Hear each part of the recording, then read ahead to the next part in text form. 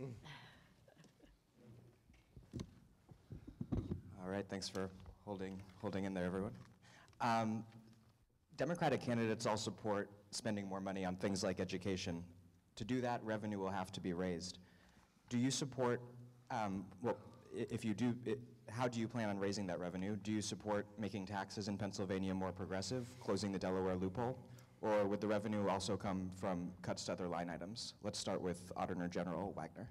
Yes, the Delaware loophole is hypocrisy to the tax system and has been for a very long time. But again, the very conservative administration in Harrisburg and the General Assembly won't touch that issue. But it needs to be addressed, and there is significant savings if, in fact, we eliminated the Delaware loophole. Keep in mind, there's a building in Wilmington, Delaware, that houses literally tens of thousands of corporations, many of which are subsidiaries of companies in Pennsylvania. And many of those companies are, guess what? Marcellus Shale drilling companies, where a significant amount of the profit is being hidden there. So I'm an advocate for total elimination of the Delaware loophole and utilizing that money for a wide variety of ways. One of which, as a Democrat, you may be surprised to hear this, is to reduce the corporate net income tax because it's the highest in the country. So that's one way. The other way, I talked about as Auditor General 5 years ago.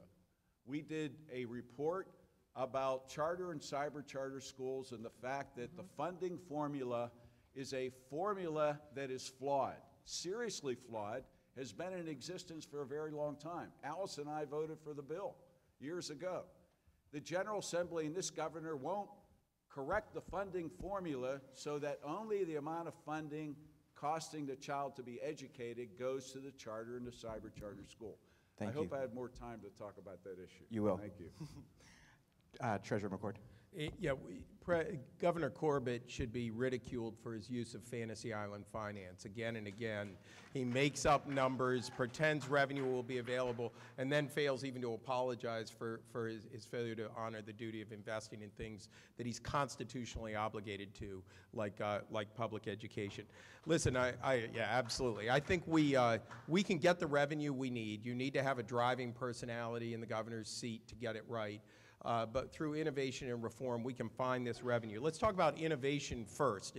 I don't think this governor would know innovation if it got up and gave him a big sloppy kiss on the cheek. But you can have innovation that improves the quality of care by allowing seniors to have more time in the comfort of their own home, saving roughly $200 billion versus forcing them into, $200 million a year versus forcing them into nursing homes. You can save about $200 million with procurement reform, something I have a background in from my business background. Just changing the Liquor Control Board approach and being innovative, we can find another $300 million a year.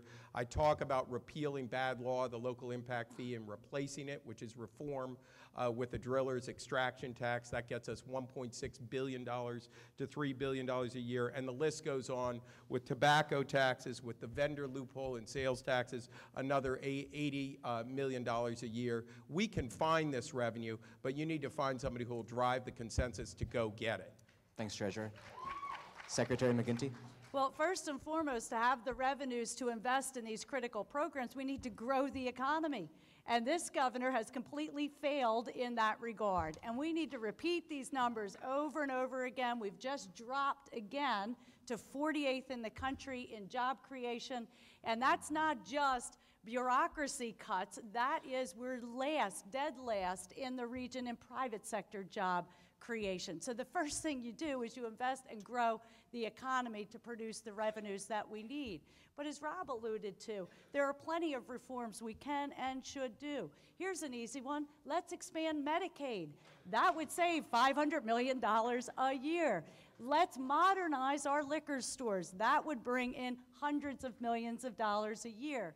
We're now up to about $3 billion a year in tax loopholes in our budget. We can't afford a single penny of those loopholes that do not create jobs for hardworking Pennsylvanians, and I would end them yesterday. Here's another thing that we have to look at hard. As Jack Wagner said, our corporate net income rate is considered to be high at 9.9%. Well, sometimes that's the only number someone shares, but here's the other numbers. So 73% of companies in Pennsylvania today do not pay that tax at all. That tells you we've got lots of loopholes. It's like the potholes in the streets. We can fill them, and we will. Thank you, Secretary. Congresswoman Schwartz. So you can see here there's a good bit of agreement about this because I was actually at that same, very similar list, which is, an extraction tax produces $700 million the first year, just at 5%, gets to $1 billion in 2, gets to $2 billion in 10 years. That's real money for us to spend on our priorities. My approach to taxes is it's got to be more progressive, it's got to be fair. And it's got to grow this economy. If those loopholes don't actually lead to job growth, let's end them. If it's meaning that corporations are 70% of our companies in this state are not paying any tax, that's wrong. So there are dollars out there that we can use. We should make sure that we're not spending public dollars on cyber schools, use that $336 million for our public schools. There are real dollars out there that we should not be shy about going after. This is all about priorities. It's about finding the revenues that we need to invest in what matters. And what I mean by that is we have to meet our obligations. We have to invest in job growth, including innovative industries. We have to invest in our people, which means skill development and education and making sure that people actually have the skills for the jobs that are out there, and it means growth industries. It's about leadership, because we can all say some of the same things, but unless you have someone who understands and shares our priorities and fights to get them done and knows how to do it, it just gets talked about and not done. That's what I'm going to do as your next governor. Thank you, Congresswoman.